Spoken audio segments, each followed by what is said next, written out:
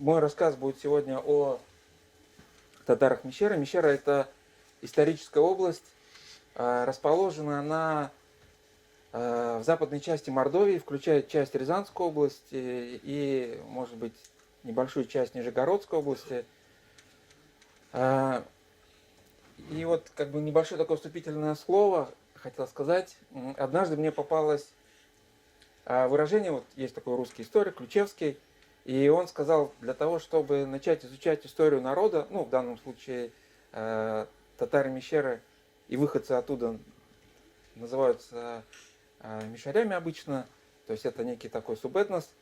Вот, для того, чтобы искать или начать изучать историю народа, желательно заглянуть в историческую память самого народа.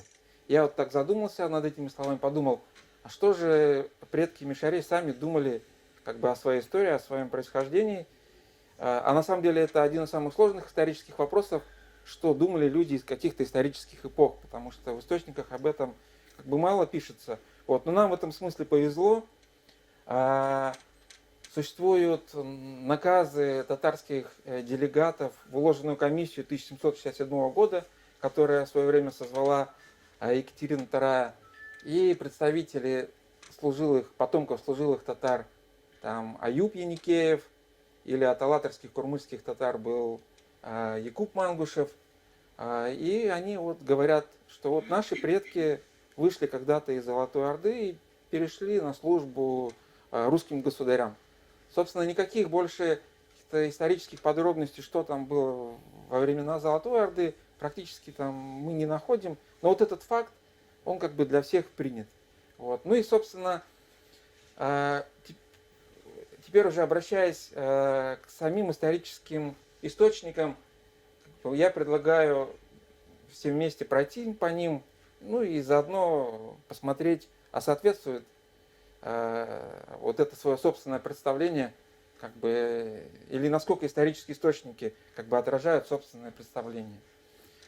Вот. И хотелось бы тогда начать с самых первых именно письменных свидетельств. Самое первое свидетельство, которое относится именно к татарам, которых, да, как я уже сказал, называют мещерями, это духовная грамота 1504 года, духовная грамота Ивана III, где он как бы передает наследство своим сыновьям, Мещеру с волостьми и князей мордовских всех и с их отчинами.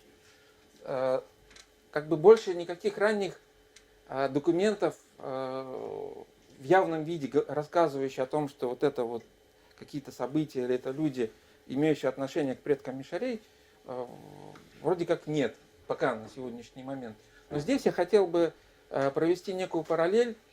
Существует между русскими князьями договорные грамоты, и в договорной грамоте 1401 года мы можем встретить практически идентичное высказывание, где Мещера с волосьми, и на том месте, где в духовном завещании у нас упоминаются некие князья мордовские с их отчинами, просто говорится места татарские и мордовские. То есть мы можем предполагать, что в данном случае вот князья мордовские как раз еще там получается 100 лет назад, их предки проживали в тех же местах, которые называются татарские и мордовские. И следующее, как бы одно из ранних таких письменных сообщений из разрядной книги, где мы уже видим присутствие татар в войсках московского государя.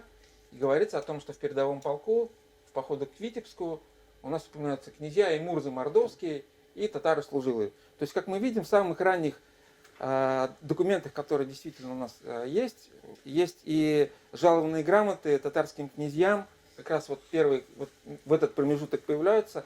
И имя самого первого татарского князя с территории Мещеры — это Тимир Екшенин. В 1508 году он был отправлен послом в Ногайскую Орду. Это, наверное, одно из самых первых вообще посольств российских, не российских, русских посольств в Ногайскую Орду. В общем, человек он был непростой, видимо, через некоторое время упоминаются и его жена и дети, но об этом сообщении мы потом немножко в дальнейшем остановимся. Известно, что Тимир Юкшенин имел свои владения. Ну, кстати, хочется тогда остановиться быстро. Вот мы видим, что есть татарские князья, есть татарские мурзы, есть служилые татары. Хотелось бы сейчас рассказать, кто такие князья и кто такие мурзы в тот период. Русский термин это князья, по-татарски это беки.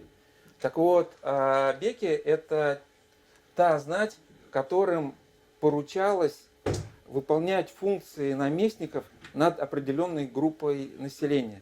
И в данном случае в Мещере исполняли роль наместников над мордовскими группами. Эти мордовские группы или объединение этих мордовских групп, они назывались беляками. Вот. И если сравнивать с русскими терминами, то это волости. Есть упоминания там в других грамотах о том, что когда мордва жаловалась друг на друга, они в рамках одного беляка они называли друг друга волощанами. Соответственно, все остальные потомки этих князей, которые не получили право управления, то есть оно подтверждалось специальными утвержденными грамотами, они назывались мурзами. С фарси у нас есть такое эмирзаде. Вот слово мурза произошло от эмирзаде, то есть сын эмира, то есть сын князя. То есть мурзы это, получается, ну, если можно сказать, титул, который приобретался от рождения, и он как бы ничего не обозначал, давал только право, если там дойдет как бы очередь, унаследовать от отца бека право управления вот какой-то группой. Ну и есть у нас рядовые служилые татары. На самом деле среди рядовых служилых татар тоже были непростые люди. Я могу вот привести пример татар Агеевых, там Акаш. Вот есть деревня неподалеку от Темникова, Акашево, это как раз от Акаша Агеева. Тоже был очень богатый род, и, по-моему, он или кто-то из его братьев был женат на дочерях Мурз-Тенишевых. И я хотел бы сейчас вот показать карту. Это карта, где расположены городские центры. И если внимательно посмотреть, то мы можем обнаружить, что основные центры городские, вокруг которых собирались, концентрировалось татарское население, вот в этот период, то есть это начало 16 века, они все вот как бы примыкают к русской границе. При этом Золотоордынский старинный центр, вот это город Наровчат или Мукши, как его называют, он находился, как мы видим, южнее. В это время он был уже запустевший. Археологи обнаружили в Мукше монеты середины 15 века, то есть мы можем предполагать, что максимум до середины 15 века как бы здесь население было, и далее вот в этом пространстве все, населения уже нет, и мы их обнаруживаем, татар, только вот в этих приграничных к русским княжествам территориях.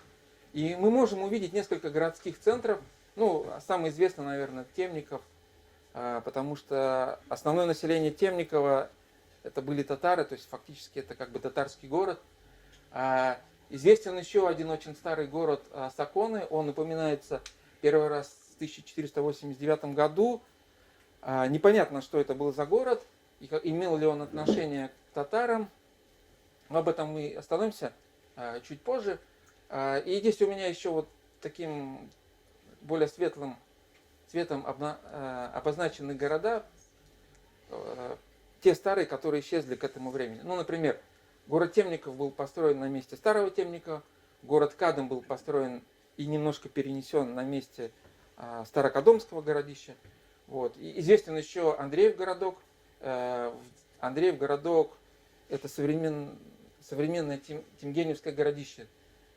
Вот группа татар, которая там проживала, сам городок, скорее всего, был русским. Вот, но те татары, которые жили или концентрировались в том районе, они назывались цненскими татарами. Вот немножко поподробнее об этих городских центрах, вокруг которых концентрировалось население татар, и вокруг каждого центра потом впоследствии вот эти группы татар, служилых татар, они образовывали собственные корпорации. Город Кадам известно, что был построен, это из летописных сообщений, с 17 декабря по 27 марта. И уже, если мы посмотрим, уже через 2 дня приступили к строительству города Темникова. В летописи говорится, что город Темников был перенесен на иное место, потому что тот старый город был мал и не крепок. Вот. Ну, здесь мы можем усмотреть, уже получается, это вот первая половина 16 века, территории уже как бы полностью находится, контролируется в составе московского государства, и здесь некая политика государства по укреплению или обороны, скажем, вот этих своих, получается, для московского государства восточных рубежей. Про Сакону вот как раз я хотел сказать. Есть грамота 1524 года, в ней есть имя Хазяша Мурзы, князь Чагадаева, ну, известный род, княжеский род Чагадаевых, и у него есть дополнение князь Чагадаева, сына Саконского. Вот. И можно предположить, что как раз там или этот князь Чагадай, ну, скорее всего, даже вот отец его, князь Чагадай Саконский, был правителем этого города Саконы. Вот. И здесь еще можно вспомнить сообщение венецианского купца Иосафата Барбара. Он как раз рассказывает, что вот в этих областях были 2 области. Одна называется Сагатай и Моксия. Но если Моксия можно как-то соотнести с Мокшей, река Мокша или там бывший улус Мокши, то вот область Сагатай, я читал там других исследователей, они каким-то образом с Чагатаем среднеазиатским пытались как-то это связать, но зато очень хорошо оно сочетается с именем князя Чагадая Саконского. То есть, вероятно, вот здесь и отражено вот имя князя Чагадая. И про Андреев городок хотелось бы тоже сказать, что в 1508 году, это уже из посольских книг, известно, что Андреев городок был за Касимовским царевичем Янаем к городку. То есть вот было некое Касимовское ханство, во главе которого находился, ну, здесь может быть не совсем корректно сказать ханство, потому что Янай был не ханом, а царевичем. То есть он был не царем, как бы по-русски мы говорим, а царевичем, но тем не менее это был некий отдельный юрт. И по факту Андреев городок становился его как бы филиалом. Почему это интересно? Потому что есть недалеко, на другой стороне реки Цны, расположена старинная, известная деревня Бастаново. Вот. И по легендам Бастанова говорится, что они жили когда-то на другом берегу реки Цны, и, возможно, как раз они могли проживать и в этом Андреевом городке. Ну, потому что в то время как бы было нормально то, что если есть какие-то татарские корпорации, они проживали в отдельной своей татарской слободе. То есть, возможно, как бы сам Андреев городок признается, что был изначально русским, и он признается археологами. Вот, но можно предположить, что и там тоже жили татары. Тем более, он, видите, как он был связан с Касимовым. Да и вообще, вот эта бастановская группа татар, есть упоминание, там есть пленный Качаулай, ой, забыл, как его отчество там было, он был бастановец, и он бежал из Крыма, он назван городецким татарином, то есть, возможно, он как раз был среди касимовских татар. Причем, здесь хочется сказать, что вот исторические источники как бы говорят о том, что Касимовское ханство, оно было отдельным и не включало вот эти территории, про которые вот мы сейчас говорим. Кадам, Темников, получается, Саконный город потом исчез, и там образовалась у нас Арзамасская корпорация. Вот. И то есть они не подчинялись, не входили в состав Касимовского ханства. И таким образом, вот если мы еще вспомним карту, которая вот была, вот эти районы, где проживало мордовское население и предки Мишарей, это была когда-то внутренняя область Золотой Орды, а граничили они, получается, уже с русскими княжествами. То есть в чем разница принципиальная между татарами касимовскими или жителями Касимовского ханства, татар имеется в виду, то, что они прибыли, их разместили на изначально русской территории, а татары Мишари и вместе с их мордовским населением, это коренное население, получается, Золотой Орды. У нас князья беки, точнее, татарские беки управляли беляками, то есть это вот волости, в которых проживало мордовское население. Вопрос, а кто управлял служилыми татарами? И здесь получается так, что каждая служилая корпорация вокруг вот этих вот городов, она не входила в эти беляки, но старшие из этих татарских князей назначались наместниками над татарами. Вот. И в этом смысле интересный пример – это сам город Темников. Известна грамота 1539 года, где русский государь жалует князя Еникея Тенишева властными полномочиями над служилыми татарами. Они здесь, кстати, интересно там названы. Вот. И я прошу обратить внимание, которые живут в Темникове. То есть получается, что вот наше самое раннее сообщение о темниковских татарах фиксирует их всех как городских жителей. То есть и здесь перед нами встает вопрос, а где они жили ранее, там, где они жили в 15 веке, во время Золотой Орды. Да? Но мы к этому вопросу еще вернемся. Здесь важно заметить, что все татарское население, которое являлось служилым, в этот момент проживало в городе. Они были городскими жителями. Потом мы посмотрим дальше, что в городе Темникове внутри города было две татарские слободы, Шерлейская слобода и Ахмыловская слобода. Ну, кстати, я остановлюсь, раз мы на этой грамоте. Он перечисляет, в грамоте, вернее, перечисляются такие категории, как тарханы, башкирцы, мыжиряне.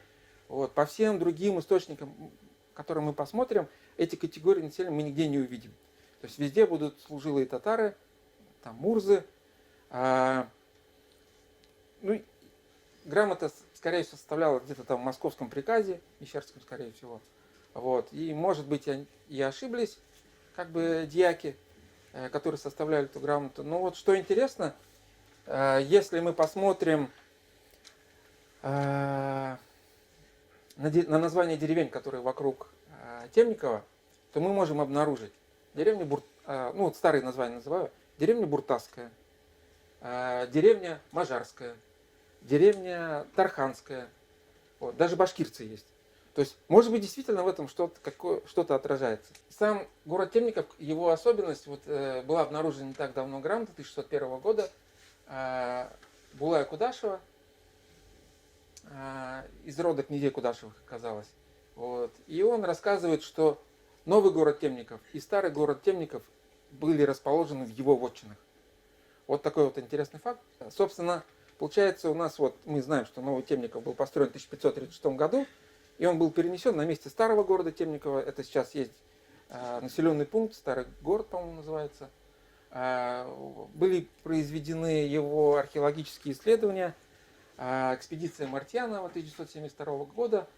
Она обнаружила в самом нижнем слое еще там городецкую культуру, то есть она нас не интересует первые тысячи лет до нашей эры. Вот. А вот в верхнем слое есть как раз 15-17 век керамика. Причем он сделал вывод, что керамика русская, и этот слой не богатый. Вот. А если мы там вспомним исследования других ученых, они предполагают, что Темников связан с должностью темника, это руководитель 10 тысяч, вот если вот вспомнить ордынские времена, в ордынских понятиях, и предполагалось, что Темников это был второй улусный центр после Мохши или Наровчата. Вот. Ну, а здесь, получается, он как бы совсем выпадает. Вот. И на самом деле есть еще одно городище, которое рядышком находится. Оно называется Итяковское городище. Его исследовали в советское время дважды археологи. Вышло 4 работы. Вот Итяковское городище по археологическому материалу очень интересное. В нем есть 3 слоя. Первый опять городецкий, мы его как бы убираем. Второй слой золотоордынский, он прерывается. Причем с того городецкого периода был вокруг города вал. Вот. Этот вал сравняли, ну понятно, в золотоордынской традиции, как мы помним, в городах там не было укреплений. Зачем Золотой Орде укрепления? Вот. А вот в третьем слое он относится уже к 15 веку и, возможно, 16 веку. Уже крепкое фортификационное сооружение. Ну, я здесь хотел сказать, что само название Тяковского городища не имеет никакого отношения к тому старому городу. Вот. В дозорной книге 1614 года говорится, что это была поместная земля, поместная деревня Ишея-Барашева. Называлась она Итяково. Вот. А в родословных Царовского монастыря там показано, что у Ишея-Барашева был брат Итяк. То есть, соответственно, он просто унаследовал владение своего брата.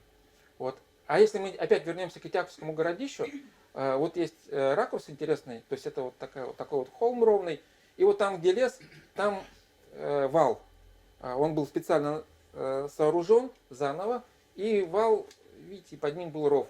То есть со стороны леса, то есть, получается, город тоже был укреплен. То есть это прям такая, ну, небольшая цитадель, можно сказать.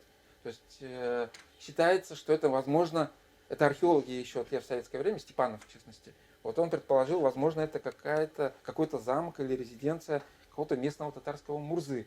Вот. Были еще две интересные работы по этим раскопкам, а вторую раскопки проводила экспедиция под руководством известного Федора Давыдова.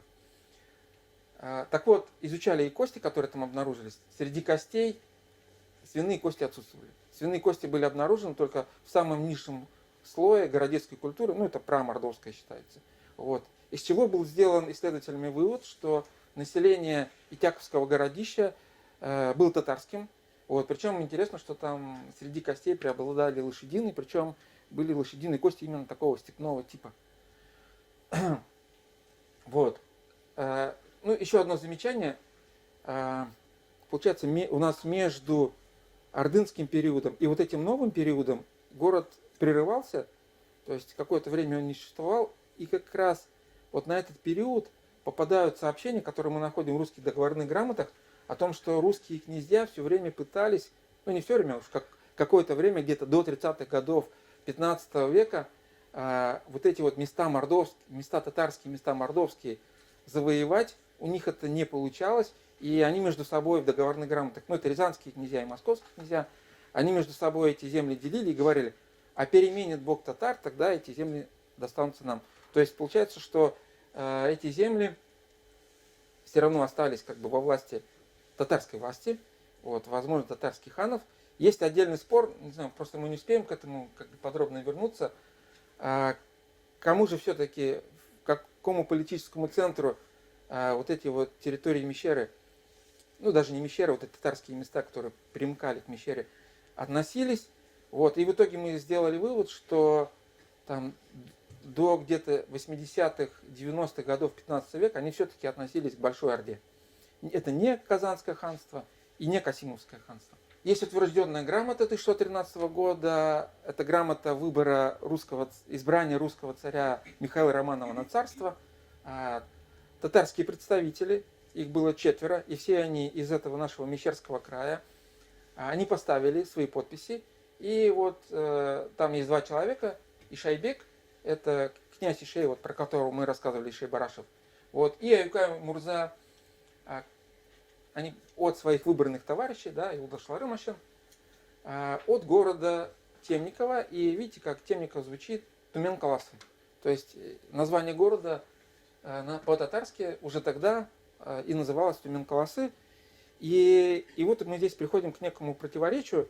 Казалось бы, город Тюмен, это город Темника, это по ордынским меркам большой правитель, с времен Золотой Орды должен был быть центр. Причем керамика показала, что в Итяковском... ну, собственно, про Итяковское городище я уже говорю. В общем, в итоге мы пришли к выводу, время жизни Итяковского городища заканчивается в начале 16 века, и в это же время у нас зафиксирован старый город Темников. То есть, возможно, Итяковское городище перестало существовать и было перенесено там расстояние, на самом деле, небольшое совсем. Итяково вообще к Темникову примыкает. перенесено в Старый Темников, а уже в 1536 году вырос большой острог с внутренней цитаделью. Это уже был вот современный город Темников. Он, кстати, тоже там немножко двигался в середине 17 века. Так вот, почему город называется Темников? И мы пришли к такому выводу, что, как я ранее показывал, что город был резиденцией вот татарского наместника, вот уже в 16 веке, татарского наместника над служилой корпорацией татар, которые жили в Темникове, ну а потом еще и в окрестностях Темникова. Вот. И, возможно, по старой ордынской традиции вот этого татарского наместника и называли Темник-Тумен. Соответственно, и город Темников – это город Темника, то есть как бы резиденция Тумена. Потом уже через некоторое время там появился представитель русской власти, русской администрации уездной. Фактически в городе было два воеводы, но вот Еникея Тенишева мы встречаем в посольских книгах, он отчитывался о том, что к нему приходило Ногайское посольство, то есть он получал доходы с города, то есть он был фактически наместником, и это подтверждают все другие грамоты.